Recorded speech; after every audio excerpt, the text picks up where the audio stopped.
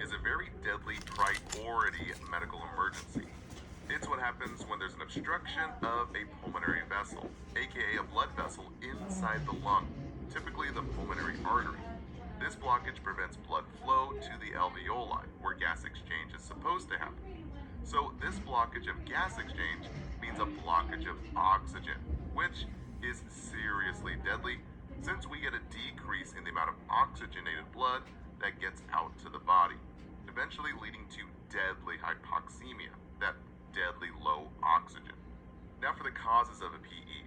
Typically it's caused from a blood clot, like a DVT that loosens from another part of the body, typically the legs, and gets sucked into the heart and then pumped into the lungs, causing a blockage.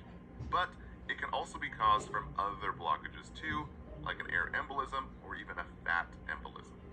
Therefore, the highest priority nursing diagnosis, and I would write this down, is impaired gas exchange, related to imbalance of ventilation and perfusion. Now again, write that down.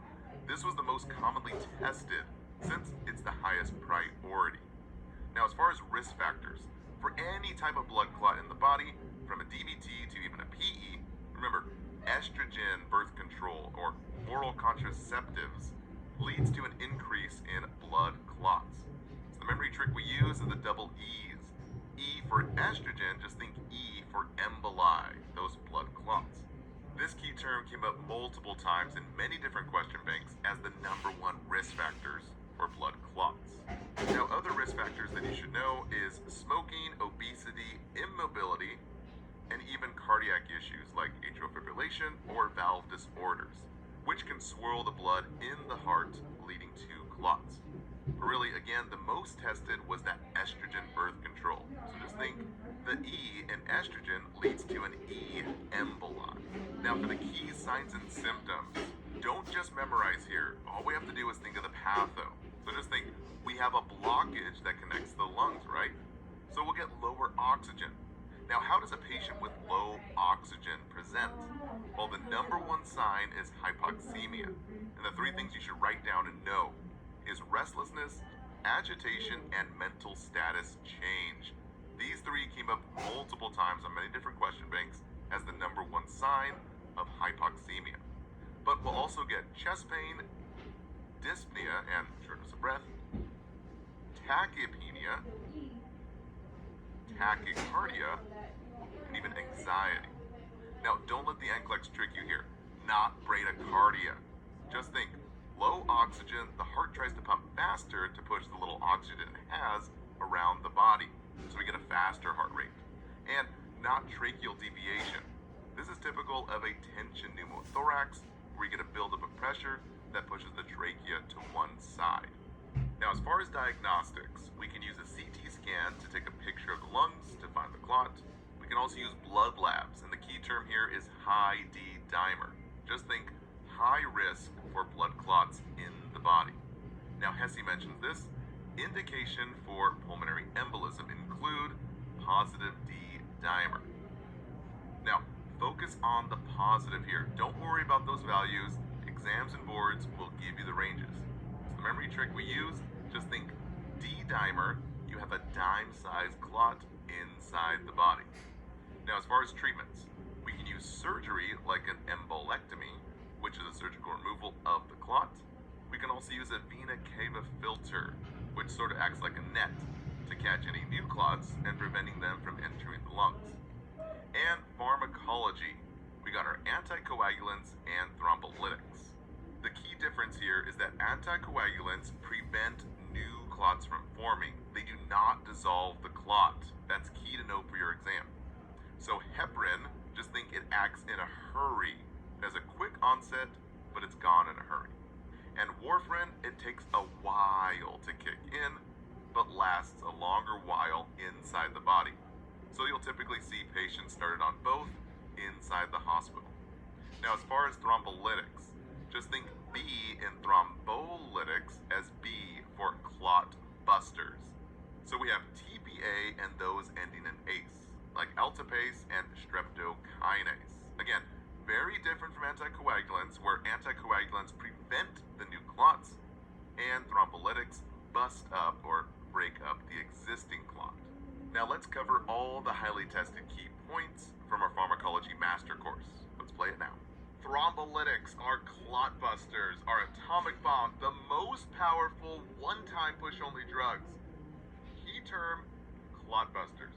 So the names include TPA and those ending in ACE, like alteplase or retalpase or even streptokinase. Guys, these are the only ones that dissolve clots. Aspirin and clopidogrel are not clot busters, they're antiplatelets. Heparin and warfarin, not clot busters. They only prevent new clots and existing clots from getting bigger. Now, these clot busters can only be given between a 3 to 4.5 hour window from the onset of the signs and symptoms.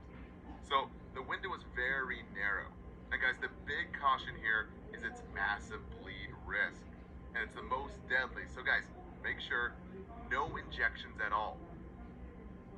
Key terms, no IVs, no sub-Qs, no IMs, and definitely no ABGs. These drugs can only be given through a compressible site, like a peripheral IV. So guys, we never give clot busters through a central line where you can't hold pressure, only through peripheral IVs that can be compressed. Now, the absolute contraindications, because of the big risk for hemorrhaging, we avoid giving to any patients with, number one, an active bleed, like key term, peptic ulcer. Number two, uncontrolled hypertension, anything 180 over 110 or higher. Number three, recent surgery within 2 weeks. Big key term right there. Always clarify prescription with provider. Huge on NCLEX and exit exams, since our number one priority is patient safety. And then lastly, the 3 A's. Accidents or recent traumas. A for aneurysm or history of hemorrhagic CVA, aka a brain bleed from a stroke. And A for AV malformations. Now, as far as patient teaching for the bleating, we're highlighting only the need-to-know stuff for the NCLEX. But first, we're going to do a quick recap to reinforce the highly tested key numbers. So, key numbers here. 2 to 3 INR for warfarin. Antidote again was vitamin K. So the memory trick, warkin. So warfarin, vitamin K, and in for INR. Just think warkin. And you wonder if it's working since it takes 5 days to reach full effect. Next is 46 to 70 APTT for heparin with the antidote protamine sulfate. So the memory trick was hepit, like the frog. H for heparin, P for protamine sulfate, and PTT for hepit. And since heparin acts fast, just think the frog jumps really fast.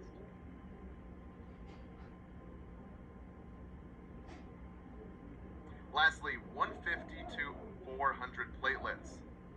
Look for the P's, guys. So aspirin, clopidogrel, and enoxaparin or enoxaprin. Guys, P for platelets. The key number here is less than 50 gets really risky. Guys, thrombocytopenia is 50,000 or less. So we even hold any type of heparin. Now, for patient teaching, the big contraindication here, and to be honest, for any blood thinner, is key term active bleed, like a peptic ulcer or peptic ulcer disease. And we always avoid any patients with liver problems, since the liver makes coagulation factors. So we use the acronym CHANT. C for cirrhosis, H for hepatitis, A for alcohol. Key term on the HESI was a client just drank 6 beers. And for NSAIDs, and the ATI loves to name naproxen and ibuprofen. And T for Tylenol overdose, leading to liver damage. Now, we monitor signs of bleeding, and we notify the HCP ASAP. Keywords used on ATI was black tarry stools, usually indicating a GI bleed, hematuria, or blood-tinged urine, epistaxis, or nosebleed, and even petechiae on the chest, mentioned by HESI, and easy bruising. Now, supplements to avoid completely. No Eggos, guys, like that old waffle commercial. Lego my Eggos. E for vitamin E, G for ginseng, ginkgo biloba, and, well, garlic, an O for omega-3s, and the S is for St. John's wort. Lastly, we avoid trauma, so the big key terms used on the HESI: no small rugs or dim halls, always well-lit hallways. No brushing hard, we use a soft bristle toothbrush. No flossing, no alcohol-based mouthwashes. No razors, only electric shavers. No constipation, only fiber and fluids, guys. And no contact sports. And we always wear a medical alert bracelet. Now, 3 common test questions. Number 1, when do you hold heparin and contact the HCP? Select all that apply. So guys, heparin, just think HEPIT. We're looking for PTT between 46 and 70. Anything north of 70, we gotta call the doctor. So, patient has recent diagnosis of peptic ulcers. So, we're gonna be holding that medication. Number 2 is patient has a PTT of 105. Guys, that's way north of 70. What about option 3? Patient has an INR of 4.5. Nope, that is warfarin, not heparin. How about 4? Patient has black tarry stools. Yes, that could be indication of a GI bleed. And patient has a PTT of 25. Well, that's under 46, so just keep on giving the heparin for sure. And lastly, patient is taking ginkgo or vitamin E. Guys, definitely hold the medication. Huge risk for bleed. Now, question number 2. When do you question the order of aspirin or clopidogrel? Well, guys, the P for platelets, we want it to be over 150. So aspirin and clopidogrel for platelets. So option 1, now the patient has 65,000 platelets. Guys, that's way less than 150, so it's very iffy. Number 2, patient with 1.5 INR. Number 3, the patient with 46 PTT. Again, that's heparin with HEPIT, the frog, so no, not a platelet thing. Number 4, currently taking warfarin.